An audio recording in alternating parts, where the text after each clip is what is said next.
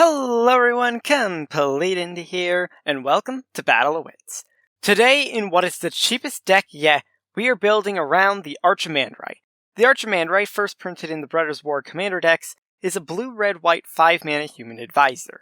At the beginning of your upkeep, you gain 1 life for each card in your hand beyond the 4th. You can tap free advisors, monks, and/or artificers to draw a card, and most importantly, whenever you gain life, you give all of your advisors, monks, and artificers vigilance and a power buff equal to the life gained. To start with this type of deck, we want to see what sort of powerful creatures we can give power and toughness buffs to, and to my surprise, I found that mostly artificers stood out. Not for the actual creatures themselves as attackers, but what they could provide. But if I was going to use a lot of artificers, most of them had one thing in common: caring about artifacts. So with that, let's get into this blue-red-white artifacts deck. Obviously, many of our artificers lend to our strategy, like Reckless Fireweaver, Digsite Engineer, and Enthusiastic Mechanaut. However, to make our strategy work well with artifacts without costing us reliable artificer slots, we're also running a decent amount of tokens in the form of Loyal Apprentice, Pia Nalar, and Ether Swooper, as well as cards like Invasion of Kaladesh, Saheeli Sublime Artificer, and Masterful Replication. Additionally, many cards in the deck take advantage of energy counters, and some of these include Multiform Wonder, Whirler Virtuoso, and Era of Innovation. We also want creatures that are mainly for attacking once they're made stronger by the Archimandrite.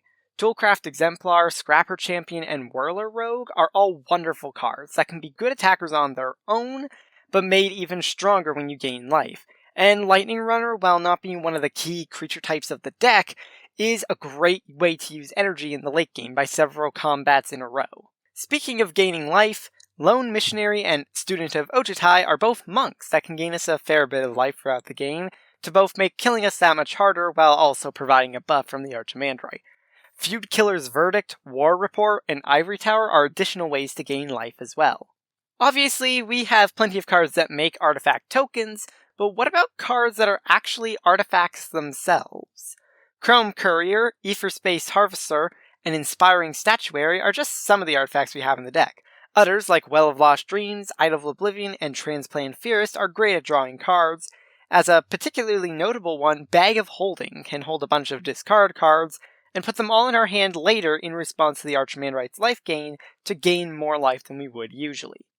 In fact, as far as card draw goes, there's actually a ton of advantage in the deck. Thoughtcast, Glimmer of Genius, and Urza's Command are all blue spells that draw, while supporting the deck and its various themes, whereas Survival Cachet is both card draw and something of a combat spell, giving our select creatures +2/+0 in Vigilance.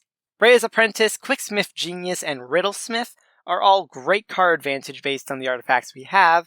Thopter Spy Network and Quicksmith Spy give our cheap Thopter tokens the ability to tap and draw a card, and Zephyr Scribe and Jeskai Ascendancy are both card draw that we can repeat when casting non-creature spells. Staunch Throne Guard makes us the Monarch, which adds both a political component to the game, as well as serving as repeatable card draw. Ingenious Smith and the Antiquities War are also both good, as they potentially get us artifacts as well as big creatures as upside. In the way of removal, Ether Spellbomb, Welding Sparks, and Confiscation Coup are all amazing picks for single target removal, while Ether Squall Ancient, Steel Hellkite, and Angel of the Ruins are capable of dealing with multiple threats at once.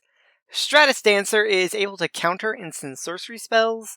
Pia and Kira Nalar and Quicksmith Rebel can deal damage directly to creatures, and Yosha Declares War can use our artifacts to hit a creature for what would presumably be lethal.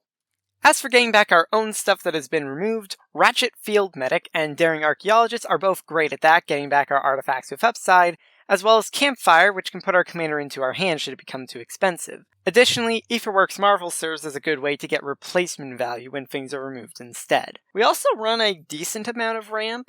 Burnished Heart, Commander Sphere, Foundry Inspector, those are all artifacts that give us more reliable mana or mana fixing, while Myriad Landscape, Ether Hub, and the Temple lands that scry when they enter are cheap and efficient mana fixing of their own as lands. At its core, there you have it.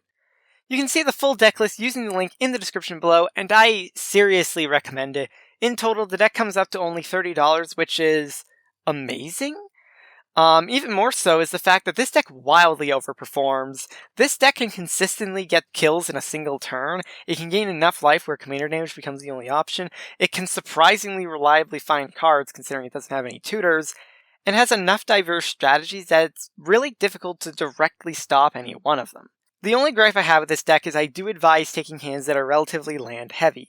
Hands with 4 or 5 lands are your friends here, or cards like Burnished Heart and Myriad Landscape.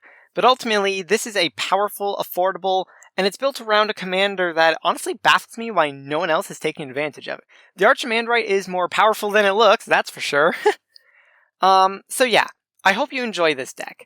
A huge thank you to Leona Red Fox for supporting the channel over on Patreon. Consider supporting the channel and getting early and exclusive content by using the link down in the description below. If you enjoyed, consider liking, commenting, and subscribing. Check out these 2 videos you might like, and I'll see you soon. Have fun.